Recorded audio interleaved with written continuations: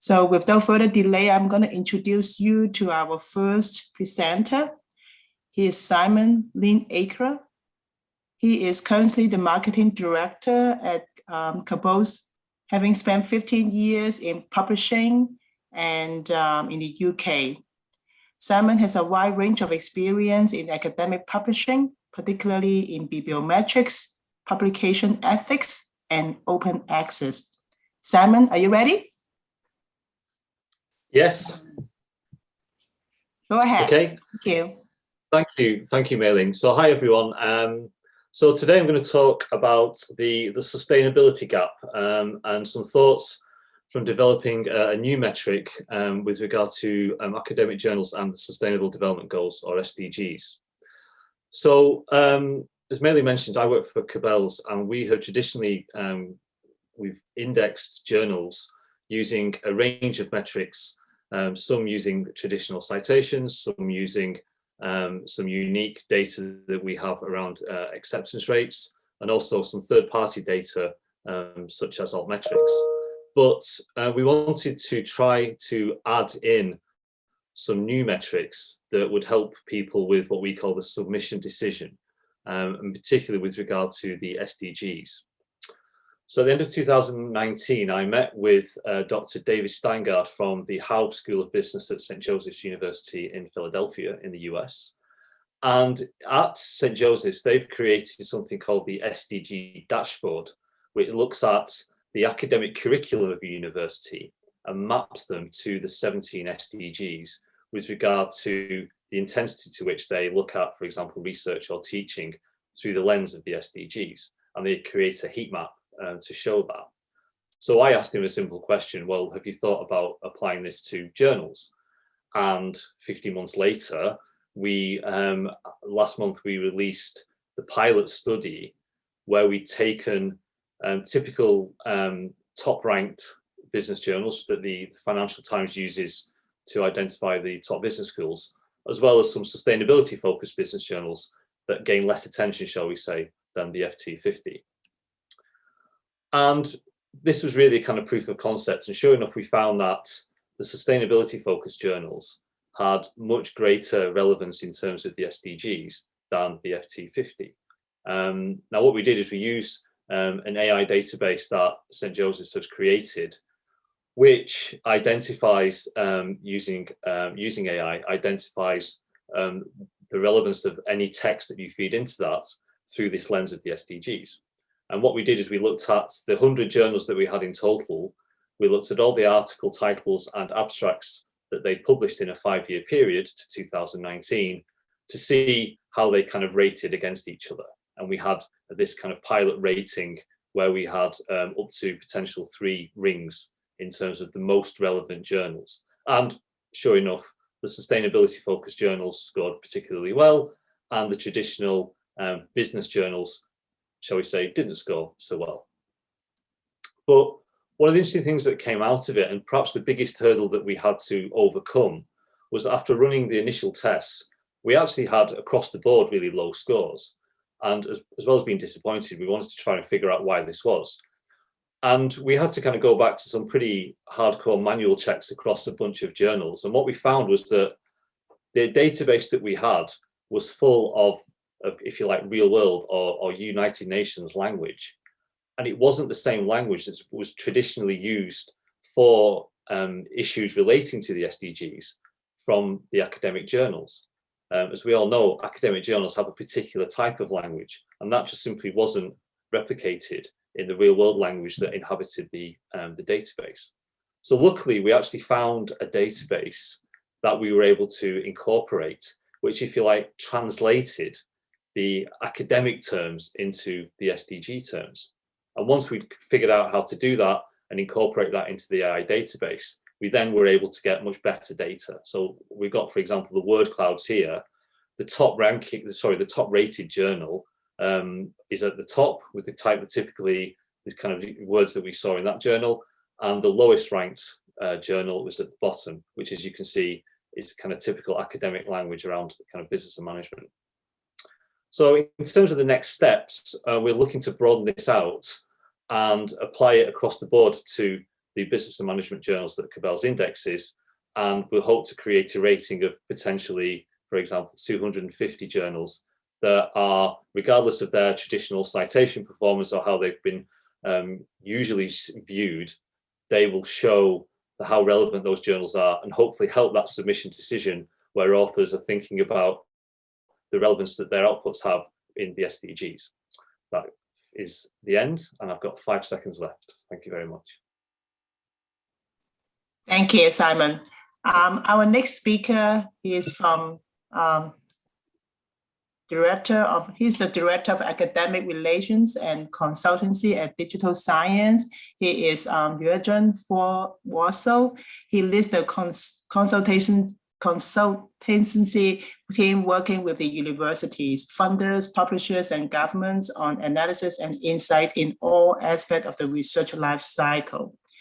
Now, with 20-year background in industry and research strategy, he gained expertise in all forms of research evaluation. Are you ready? Juergen Wastl?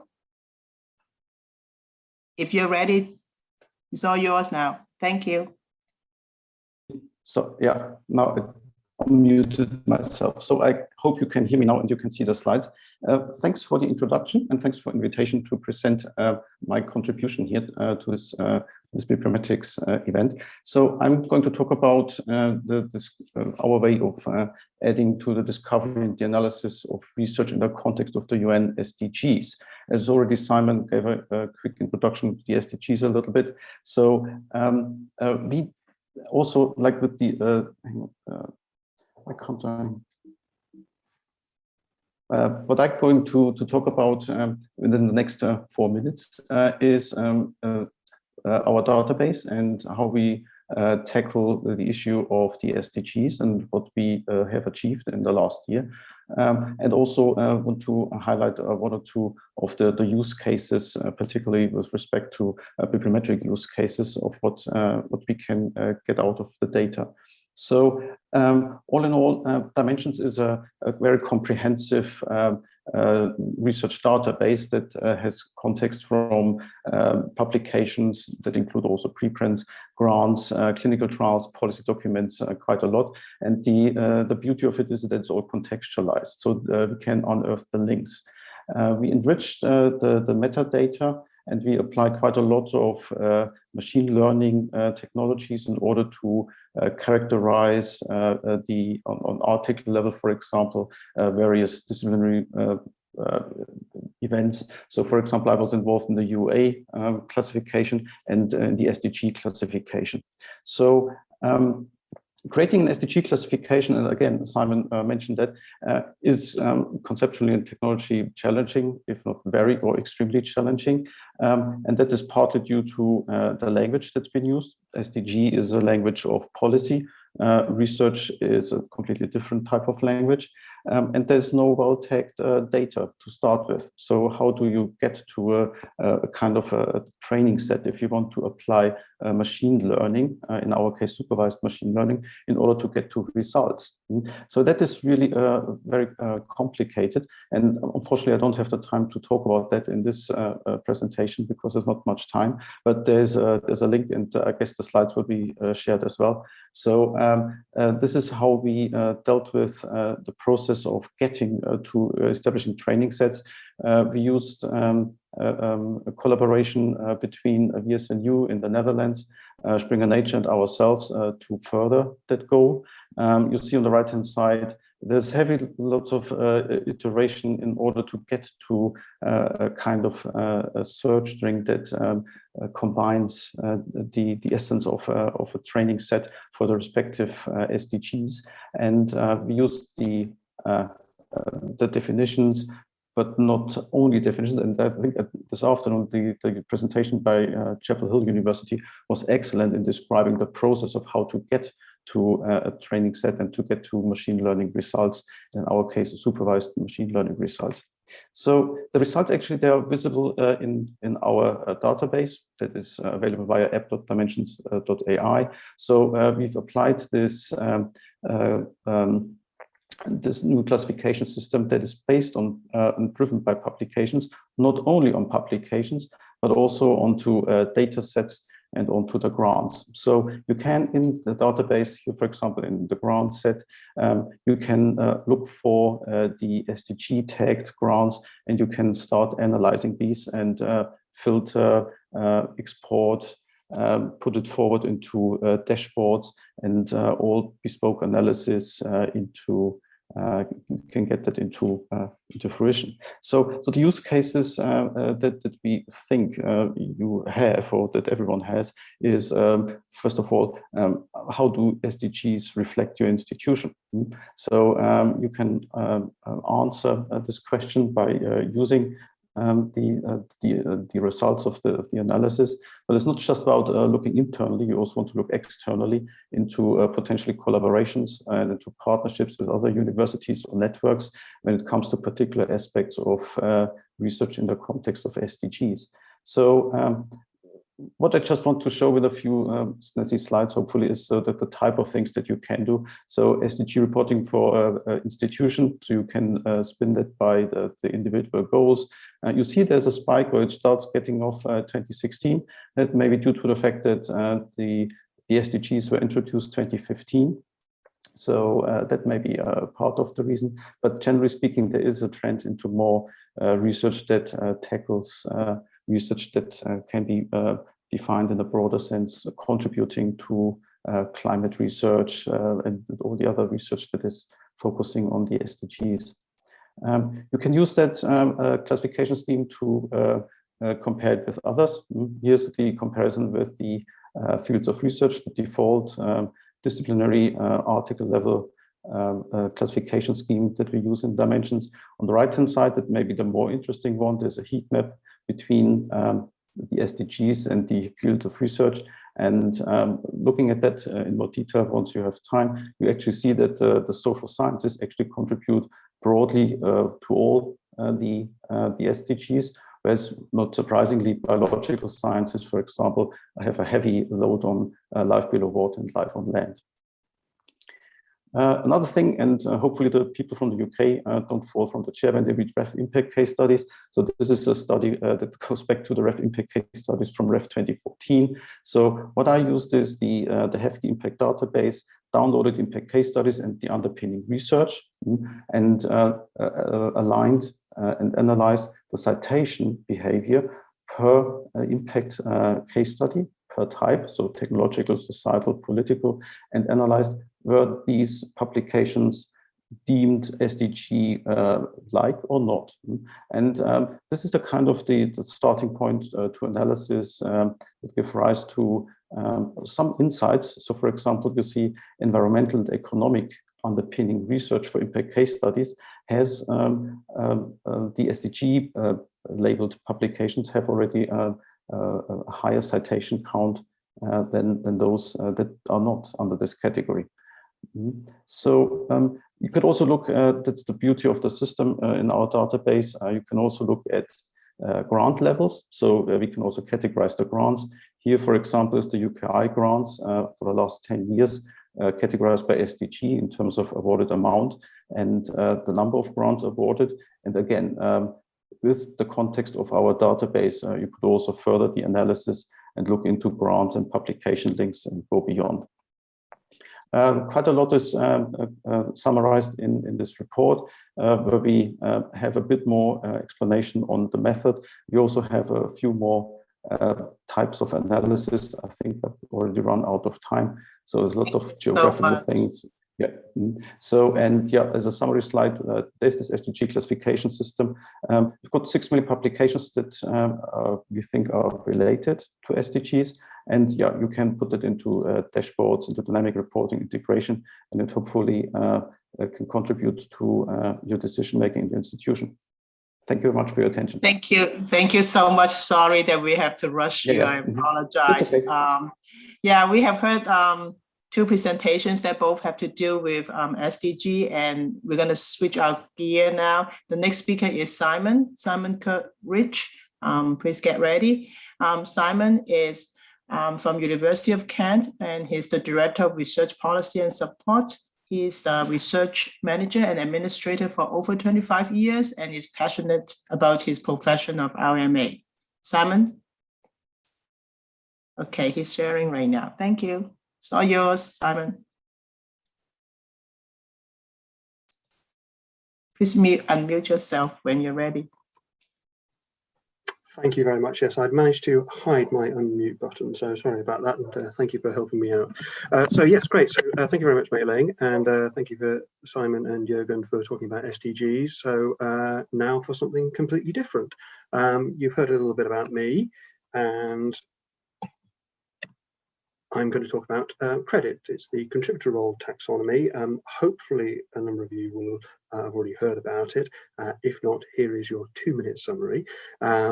It was really devised almost 10 years ago now at a meeting at Harvard University with Wellcome Trust and some other people, basically just saying, well, what does authorship mean, and is it a bit too coarse-grained? Can't we come up with something a bit more fine-grained? Why is this interesting? As I'm sure everybody knows, lone authors, apart from mathematics from our previous presentation, are perhaps on the way out. We're seeing a lot more team size. So you can see the average number of authors per publication has been increasing over time in just about every subject area. So what does that mean if you're an author? I think what it means is that perhaps you'll have a whole series of authors and the contribution isn't really reflected. You're just the third author or the fifth author. Nobody really is quite clear as to who does what. You might get the acknowledgement statements, but it's not done in a programmatic way, or it's not using a taxonomy. So we are now in a situation where we don't really have too much of print-based output, so really we can use as much space as we like. So why not provide extra information? So this is exactly what the credit taxonomy does. There are 14 roles that have been defined, and you can see them listed there. I'm not going to go through them all because we really don't have the time for that, but you can tell roughly from those headlines what they mean. There are, of course, more detailed definitions within each of those 14 areas, and you can see, for example, there is a role for project administration, so managing, coordinating the research activity, planning and execution. So for me as a research manager, I think that's a really great addition.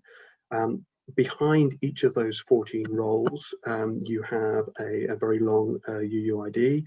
So this is a unique identifier, which means that whenever that is found in some XML markup, you know that what that means is writing original draft.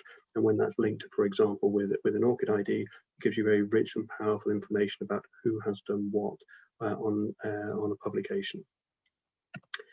An example of it in use, so here, this is the Wellcome Open research, and I've just picked out in the red box there some examples of some authors who have got perhaps roles which you might not have seen them qualifying as authors. And of course, this is up to the authorship team as a whole as to who they include as an author, but once you have been included, then what are those roles that you might have undertaken? So you can see here data curation, formal analysis and visualization, for example, for Richard White, which is particularly useful information if you're trying to find out the people who looked at the data curation, because you want to ask for the data in the underlying paper.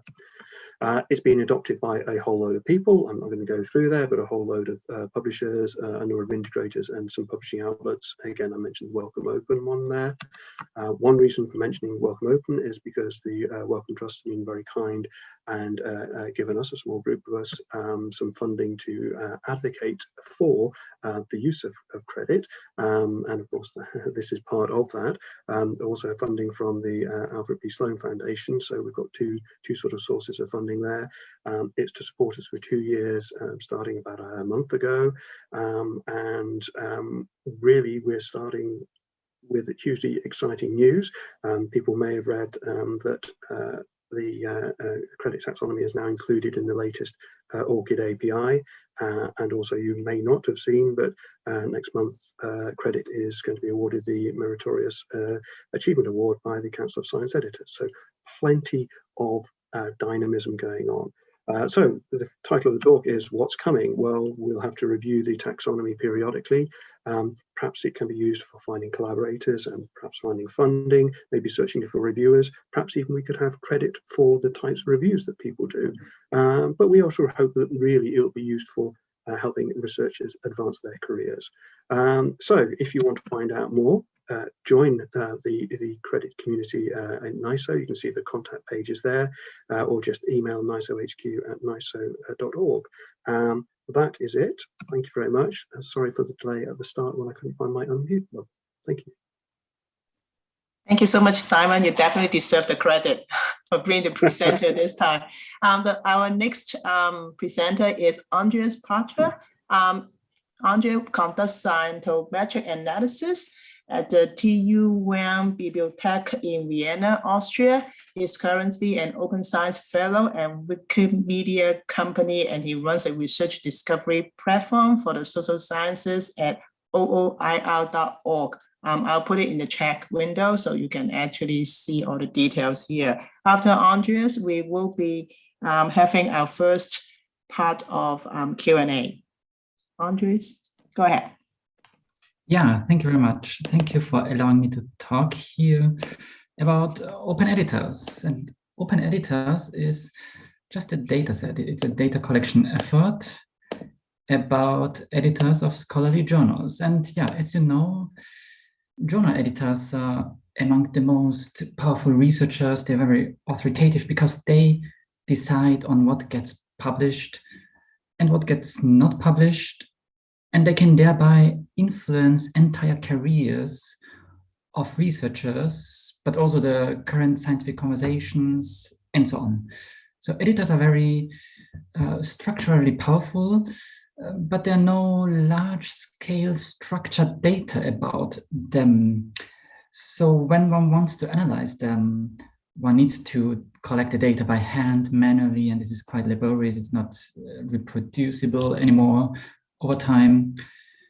And that was the starting point, this problem of the lack of data about editors. So I thought maybe one can use web scraping in order to collect a lot of data about editors. And I did so by surveying publishers and saw that there were 17 major publishers that displayed data about editors in a relatively uniform manner, including Elsevier, Sage, Cambridge University Press, PLOS, MDPI, and so on. So I tried to code a bit in R, a web scraping script, and web scraping means that there's a script which automatically fetches data from online websites, in this case, from journal websites. All the codes are available at GitHub, by the way. Yeah, and what is the result? Well, the result was a bit surprising to me because it worked. That was the first surprise.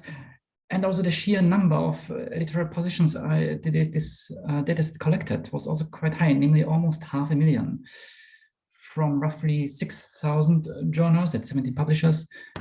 And yeah, that's the key result, that the data set could be collected. Later, since the codes were publicly available at GitHub, one colleague, Bianca Kramer, added even an additional code so as to integrate it with ROR, or the Research Organization Registry. Yeah, the data, not only the codes, but also the data are available at GitHub, or also at a website, which I created, and maybe you can take a look how it looks like. Yeah, it looks like this, Open Editors. And you can also search in the data set here, for example, Illinois. And this yields all the editors who have Illinois in the affiliation, for example. Yeah, these are around 3,000. Well, what else is there to say about the results? Yeah, one interesting aspect, I think, was that there were more than 5,000 distinct labels for the roles of editors. So the labels of the editorial roles are not standardized, and I found it interesting that the number is so high. Well, what is the way forward? What I did was simply to collect data and not to analyze them. So I think the way forward is to analyze the data in terms of regional diversity, gender imbalances, the representation of early career researchers, or publication ethics, like editors who publish in their own journals.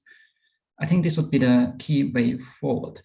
Well, and the long-term goal, I think, is that to make open editors, this project, superfluous, because I think ultimately publishers themselves should render data about editors open in a structured, uniform manner. Yeah, and so far key major publishers are missing, for example, Springer or Wiley. Yeah, well, there's a preprint available. If you want to read it, maybe we will find some kind editor soon who will allow us to publish it, or maybe not. Yeah, and I thank you for your attention. Thank you very much. This is really interesting. I didn't really know much about this topic. The next section is our Q&A. Sylvia, you're the monitor for this section. Thank you so much, Mei Ling. Very interesting presentations. Thank you all.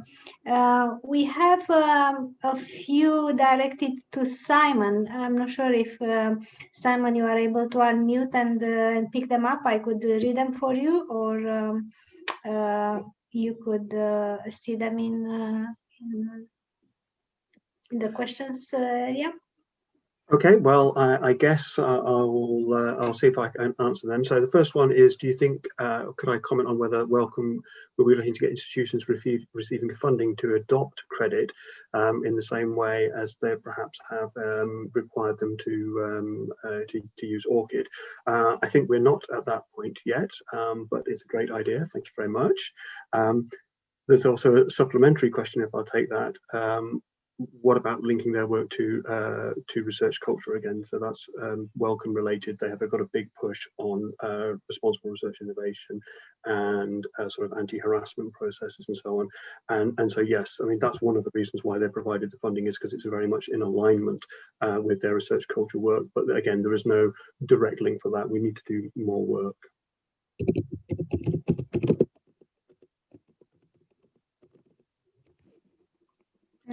Thank you. That's great. How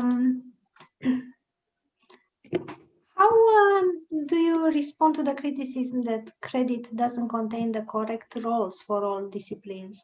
Are there plans to revise this over time? Yes, thanks, and apologies to everybody else for all the questions. Yes, I can imagine who asked that question, because I saw Lizzie Gadd write an article a while ago about that. So yes, I didn't say in the presentation that credit had come from a biosciences background, but you can probably see from the Wellcome mentioned a few times that that's the case. So it is, however, used across all subject areas, and is used in social science and humanities, but not extensively. That's one of the reasons why we're looking to run this advocacy and reach out program. What I would say is that the feedback we've had so far is that probably we just need to tweak some words and add some more clarifications in the descriptors as to what they actually mean, because we don't feel there's actually anything missing yet. That yet to be proven. However, because we're now a NISO standard, then there is a review cycle built in, so there will be an annual review cycle, and we will be then looking to iterate as required if we're not meeting the requirements of SSH, sorry, social sciences and arts and humanities colleagues. Thank you. And yeah, I think this is it, Mei Ling. What do you think? Do you have something coming in your direction? No, I think we are going to move to the second part, because I'm looking at the clock right now. As I said, I'm the timekeeper. So excellent. Thank you. Yeah, thank you so much for all four presenters. We still have 5 more to go. The next one is actually from Vicky Wallace. She has actually shared a video with us. Saucia, are you going to share the video, or do you want me to do it? I know I can do that. I've got it all queued up. You have it ready? Okay. I do, yes. So, okay, let me introduce Vicky first. Vicky is the Research Skills Advisor in University of Birmingham's Library Services, and she's passionate about upskilling and supporting researchers in the areas of open research, research analytics, and traditional library skills. And been working in this area for 13 years. So let's play the video. She's actually here as well, so she's also available to answer any questions. Hi, I'm Vicky Wallace, part of the Research Skills team in Library Services at the University of Birmingham. This lightning talk explains how our team used collaboration, the international reputation agenda, and remote working to engage research staff with the concepts of open research and metrics. First, some background. The University of Birmingham is a leading global university. Established by Royal Charter in 1900, Birmingham forms part of the Russell Group of Universities and Universitas 21. Our main campus is in leafy Edgbaston, but we also have a campus in Dubai. The Research Skills team came into being in 2017 with a mission to support postgraduate research students, academic staff, research staff and research support staff to become more effective researchers. Even before the team came into being, we had a strong history of collaborative working with other departments, such as IT and planning. We had tried various approaches to raising awareness of metrics over the years, with an Introduction to Metrics workshop and a Raising Your Research Profile World Cafe style event. Turnout was predominantly postgraduate research students, and while successful, we were still struggling to engage academic and research staff with the concepts. Furthermore, our increased awareness of how metrics contribute to university rankings, the university becoming a signatory of DORA, together with queries we were getting about H-index, highlighted the need for researchers to engage with a range of issues and curate their online publication profile across different platforms. We knew that we could help with this, and our first Curating Online Identity workshops were extremely well received. Then, in early 2018, we started working with external relations, looking at how the university could incubate and develop highly cited researchers. The influential Researcher Hub was launched at the university's Research Conference in September 2018 and sits on the staff intranet homepage. Our Curating Online Identity offering forms part of this, sitting alongside themes including international reputation, press and social media, and conferencing. Our current offering includes workshops, personalised action plans, an online course, and one-to-one support. Our workshops last 20 to 40 minutes and start by explaining the publishing and bibliographic database landscape. We then go on to explain the importance of author disambiguation and tie this into a discussion around rankings, funding bodies, departmental reputation, and responsible metrics. Each attendee will have received a personalised action plan. These are prepared in advance by the team and take between 30 and 60 minutes to construct, depending on complexity. The action plan gives an objective summary of the researcher's status on our local research portal, ORCID, Scopus, Web of Science, Publons and Google Scholar, and a tailored list of recommended actions. We see these as reverse appointments and work from a template that is updated as things change. ORCID is the anchor for the workshop and plans, as it allows researchers to efficiently link and cross-populate from our CRIS, which is pure, Web of Science and Publons, and Scopus. We also incorporate Google Scholar into the action plan, as this gives equity to researchers from arts and humanities, and we know that some decision makers have specifically asked for Google Scholar metrics. Our influential researcher online course allows researchers to explore PIDs, online publication profiles and metrics in more detail. The workshops were initially delivered face-to-face, but then came the pandemic. However, we have discovered that switching our sessions to Zoom has increased take-up, with one attendee even turning up in his scrubs between surgeries. We doubt that researchers like this would have found time to come over to the library in our face-to-face days. The response has been overwhelmingly positive. Researchers appreciate the focused workshop and their tailored list of quick wins. So, what next? The initiative was picked up at the highest level when the PVC International referenced the work of the team at the University Executive Board Away Day. Interest in our sessions continues to increase through awareness raising at college level committees and by word of mouth.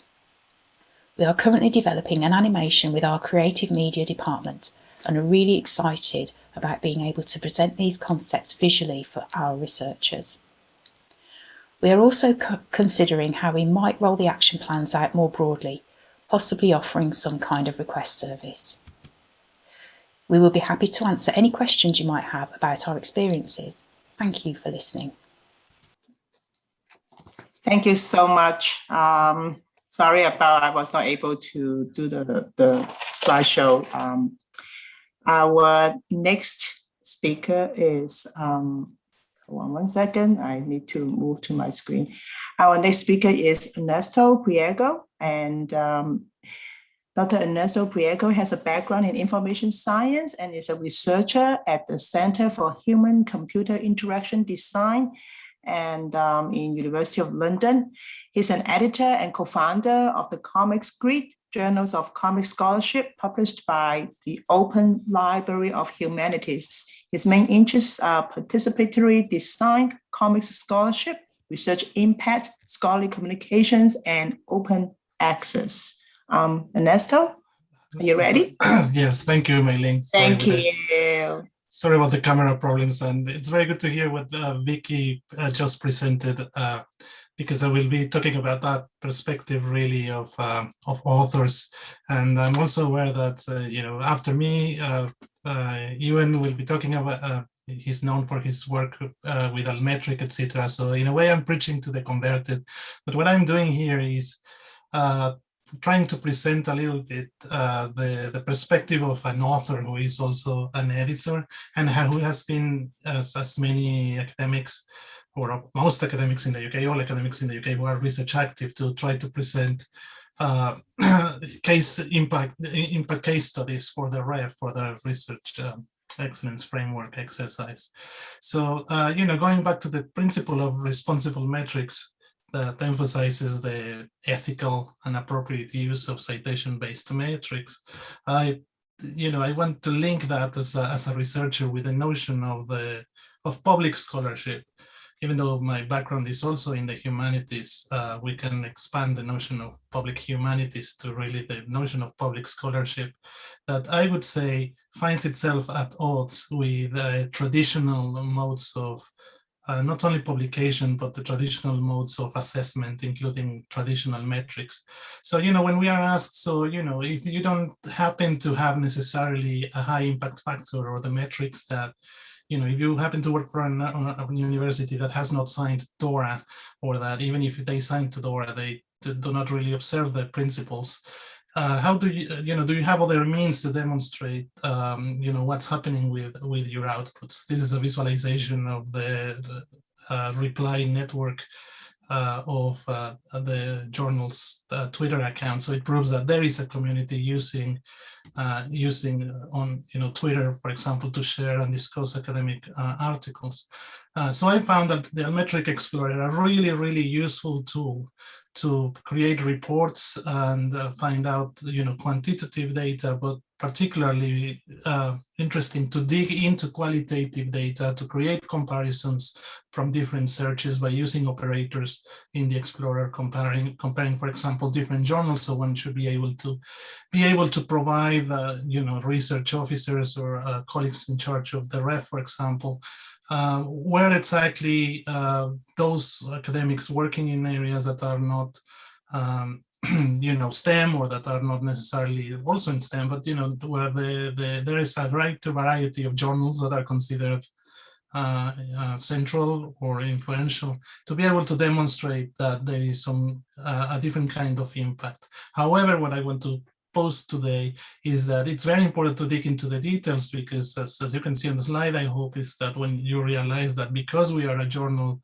and a publisher that actively promotes our work on Twitter, then and online, then most of the mentions will come from ourselves. So this is almost like self-citations. I am not sure if for instance, when we take into account impact factor H index or Google Scholar, people are discounting self-citations, but an ethical way of working with this data would be to exclude our own work trying to promote it, which is, on the other hand, the only way to create any other traction with other users through social media. As is if there is no repetition of the information, it doesn't happen. So these are some of my recommendations. That I can share the slides separately. I hope that they can be distributed. I'm aware of time. So I find the Altmetric Explorer a really, really useful tool to create these reports.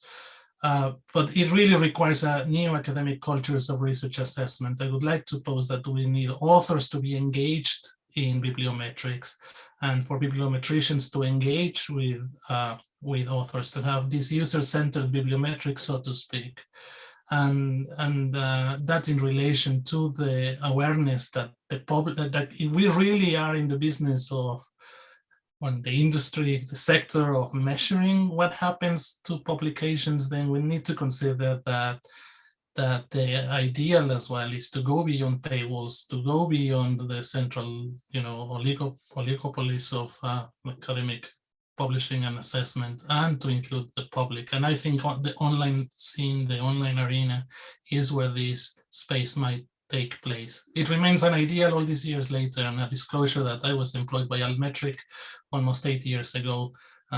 I'm very thankful for that, and so I've been an advocate all this time, so I may be biased. I'll be happy to answer questions after this round. Thank you very much. Yeah. Thank you. Thank you. So speaking of Altmetric, we actually have another next speaker here, and his name is Euan Adie. He's no stranger to Altmetric. He runs Overton right now, a citation index for policy documents. Originally, he is a bioinformatics researcher, and he left the lab to work at Nature Publishing Group, and previously founded and ran Altmetric.com, the Altmetrics company. So, Euan, go ahead. Thank you. Hi, everyone. Hopefully you can see my slides okay. So what I was going to talk about is, drilling into one aspect of alternative metrics, which is policy. And in particular, what I'm going to talk about is 5 different things we've learned about how scholarly work is cited by that policy. So the database that I'm drawing from, and this is the kind of the 30-second commercial interlude, is Overton, which is the project I'm working on at the moment. And Overton's a big database of about 4 million policy documents collected from countries worldwide, though unfortunately it is still biased towards the usual suspects, North America and Europe in particular. And Overton indexes the full text of these policy documents, but also looks at what they cite. So when they cite each other, it picks it up, and when it cites scholarly work, it picks it up. And that means you can make queries in Overton like, show me everything from the University of Bristol that's been mentioned at least once in policy, or show me everything from a particular journal or publisher, or indeed like a set of DOIs. I'm not going to talk about Overton itself in this talk. What I will say is you can get access for free. Please do check it out if you go to the website, and you can request this free trial button, and I'll send you a login.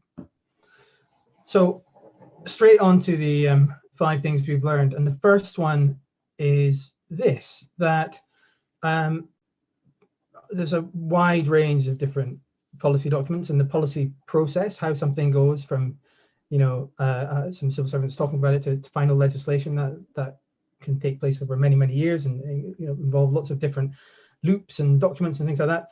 And generally speaking, the closer to the legislation end of that process you get, the fewer links to the original kind of the research and expertise that went into creating it there are.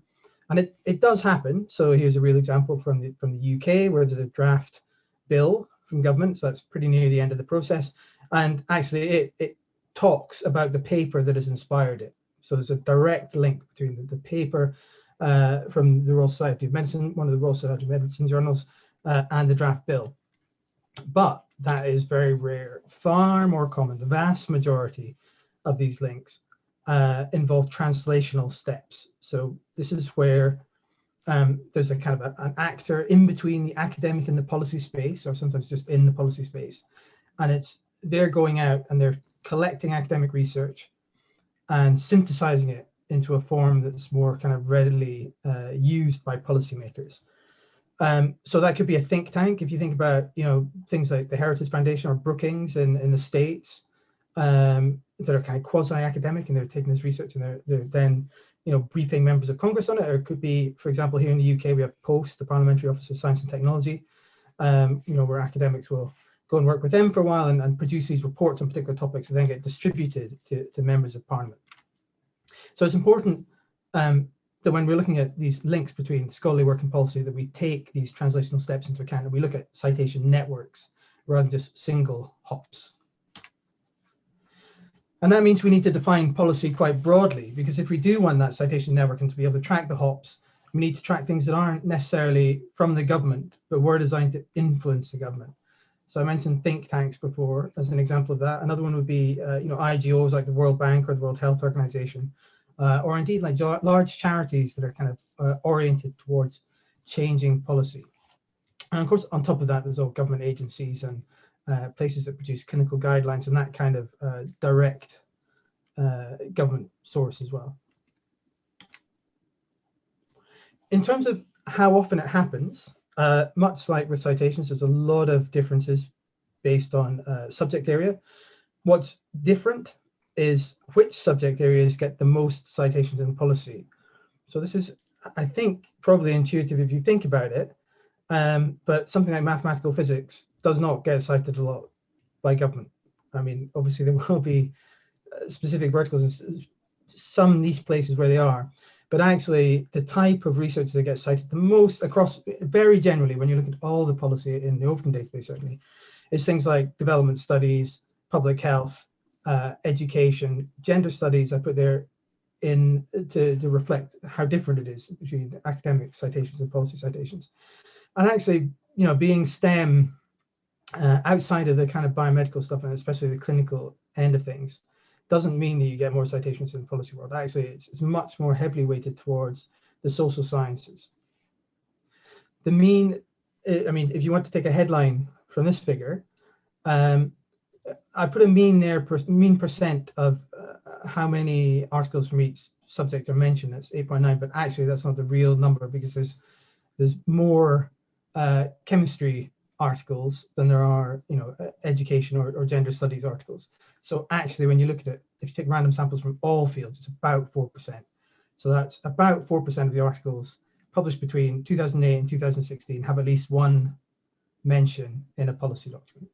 So it's not, everyone gets a medal. It's not a most articles are cited by any means. It's a relatively small fraction. The fourth thing is that a lot of the bad things about academic bibliometrics also exist in policy bibliometrics. So self-citations and citation cartels exist. So reasons for citing that are potentially, political, or, they're not because the research is good or the best choice, but for some other potentially more nefarious reason. And on top of that, you can argue about how useful or how consistent, editorial standards are applied across many journals around, making sure that people, cite everything they should cite and all this kind of thing. But it doesn't exist at all in policy. There's not, they are peer reviewed, and often the peer of someone at a think tank, for example, read the paper, but it's not done systematically in the same kind of way. And equally, a lot of the same kind of patterns you see, or more negative patterns in academic bibliometrics appear. So government policy, perhaps unsurprisingly, tends to cite local research. So the three most cited universities in policy from Japan, the Japanese government, for example, are Tokyo, well, actually there's different, Harvard and Columbia. From Sweden, it's 3 Swedish universities. From Brazil, it's 3 Brazilian universities, and so on. And furthermore, it's often the usual suspects. So here in the UK, for example, it's often the Russell Group universities, and especially the universities that are closer to where the seat of government is. So for England, it's Oxford, Cambridge, and the London universities. In Scotland, it's Edinburgh and Glasgow, and this kind of thing. Thank you so much. There, yeah. Thank you. Thank you. Sorry, just we still have 2 more presenters. This is actually a very important and interesting topic about great literature. The next person is Fei Yu, and she is a health technology and informatics librarian at the Health Sciences Library in University of North Carolina. To save some time, I'm gonna paste her short bio in the chat window. Fei Yu, whenever you're ready, you can unmute yourself and then change to present mode. Thank you. Thank you so much, Mei-Ling, for your introduction. Can you all see my screen? Yes, I can see the light blue background with how machine learning very clearly. Great. Thank you. Can everyone hear me clearly? Yes. Yes? Yes, I can hear you. That's great. Hello, everyone. I'm Fei Yu, Health Informatics librarian at the Health Sciences Library at the University of North Carolina at Chapel Hill. Actually, a group of my colleagues presented earlier than me a couple of hours ago about the machine learning applied publication searching and the bibliometric analysis. So my topic for today is actually a project that I'm currently conducting. Haven't finished yet, but I just cannot wait to share with you. So the topic is how machine learning has been applied to bibliometric analysis, systematic review.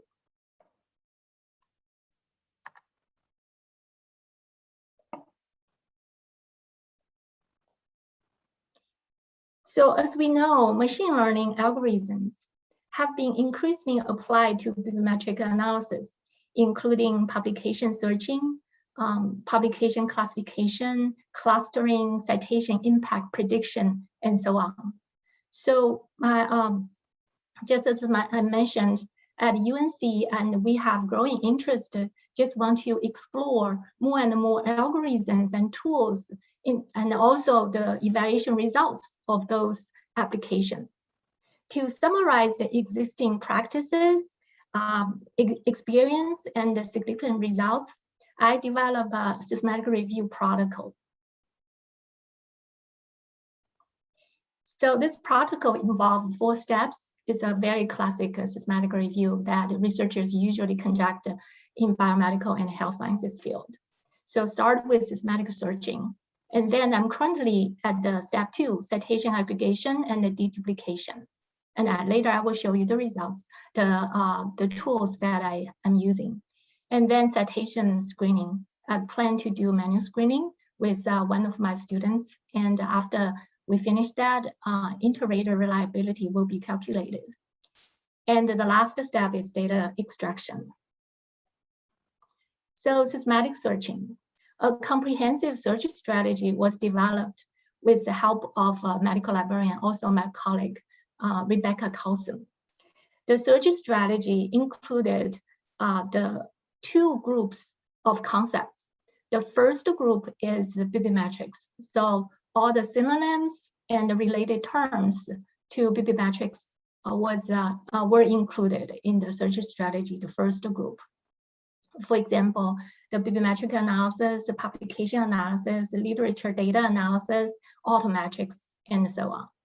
So and also for this first group of concepts, they also include the applications of bibliometric analysis, like research impact analysis, citation impact prediction, and also research impact or journal ranking visualization, and so on. The second group of concepts that we included is machine learning. So actually at UNC, we have many researchers and students that are interested in machine learning. So we at Health Sciences Library, we develop a search hedge for machine learning related literature search. So for the first concept and the second concept, we use Boolean operator, connect them, and search the 5 databases: PubMed, Scopus, Web of Science, ACM Digital Library, and EBSCO. And especially in EBSCO, we included the library and information science resource. So the citation aggregation was conducted in EndNote and the dedupe also in EndNote. Screening, I'm going to do manual screening as I share with you. And I develop a set of inclusion and exclusion criteria. I will only focus on original research article, and the language is English. Although I can read and speak native Chinese speakers, but for this project, I only include English literature. And also to be included, a study has to apply at least 1 machine learning algorithm in the bibliometric analysis. So exclusion criteria, I will exclude other material types like editorial, comments, notes, presentations, and abstracts only. And I will also exclude non-English literature. If in a study, machine learning algorithms were applied, but no bibliometric analysis, no quantitative analysis involved, and then that study will be excluded from analysis. And the last, machine learning algorithms, softwares in a study, I can count them, but if there is, if the underlying algorithm was not transparent or was not disclosed, that study will be eliminated too. So for all the after finish, the whole process will be captured by this Prisma diagram, which if you are in the biomedical and health sciences and most of the systematic reviews, they are following this diagram.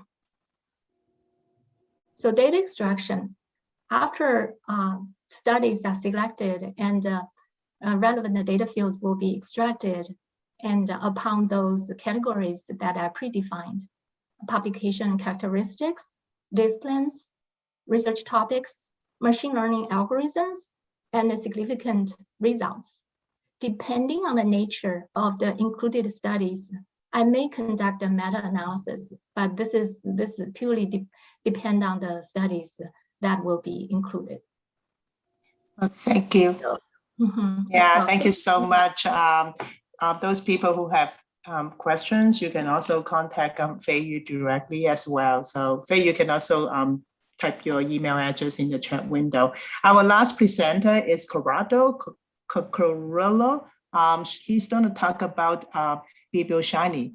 Whenever you're ready, because we're already running out of time. So please go ahead.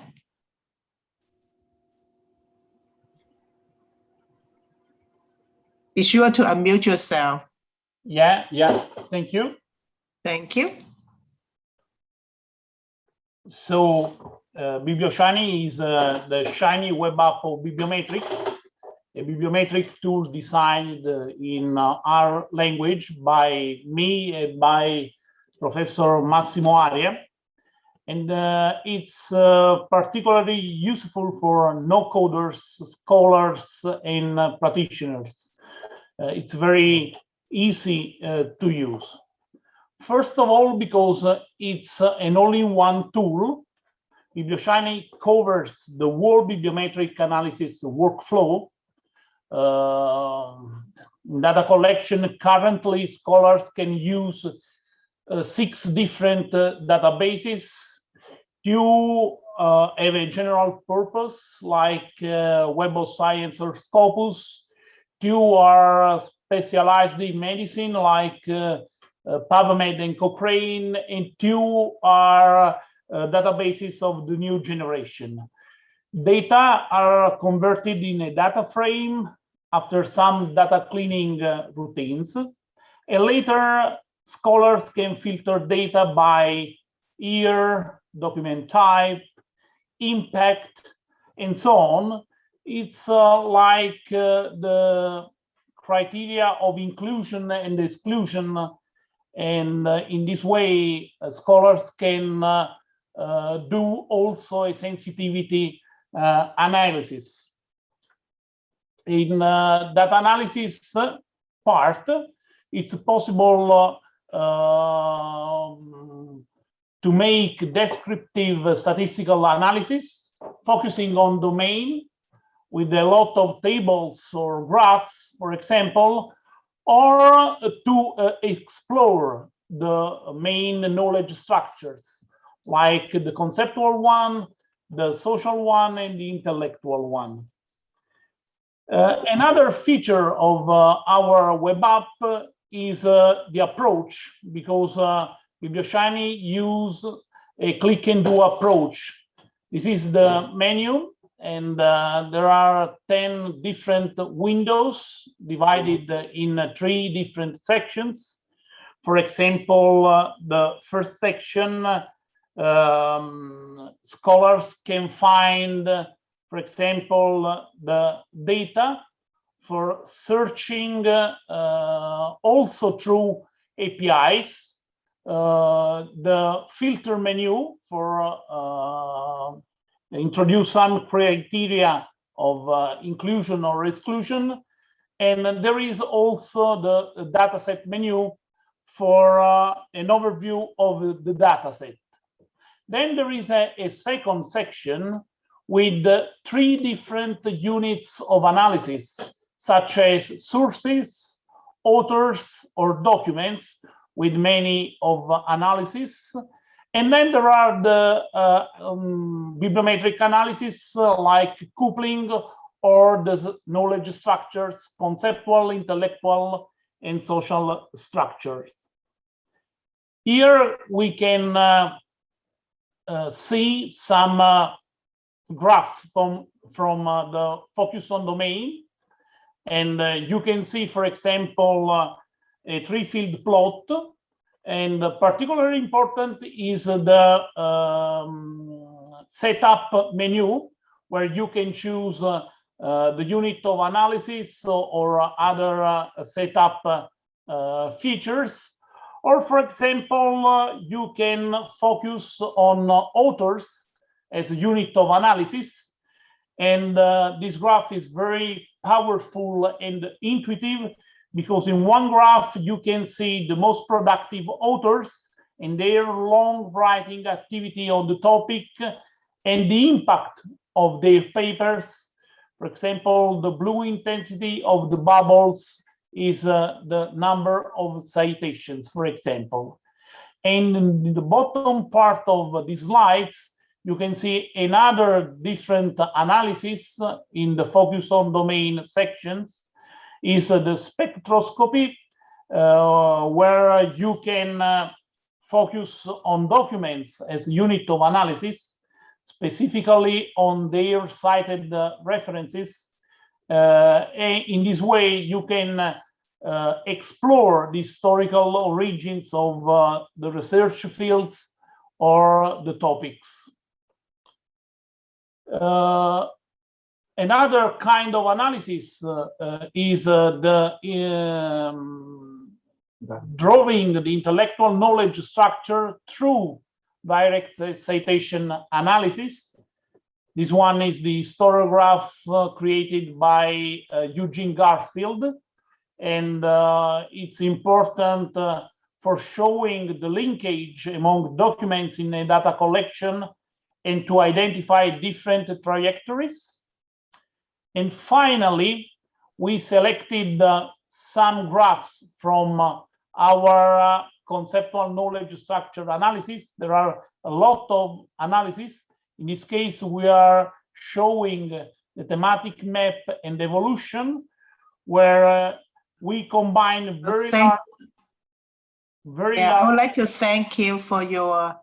I'm so sorry, we have to cut you short because we are running out of time. If you could, put in the chat window your contact information so that people who have questions can email you too directly, I would mostly appreciate it. That will really be helpful. Actually, personally, this is the first time I, learn about BiblioShiny. So do me a favor, put your contact information. I was told that we may not have time for Q&A right now. So for those of you who are interested in any of the topics that were presented by our presenters, please reach out to the presenters directly. The beauty of having lightning talk is we are going to be exposed to a lot of topics. The downside is sometimes we really run out of time. So I would like to thank all the presenters who are willing to come for this short presentation. Thank you very much.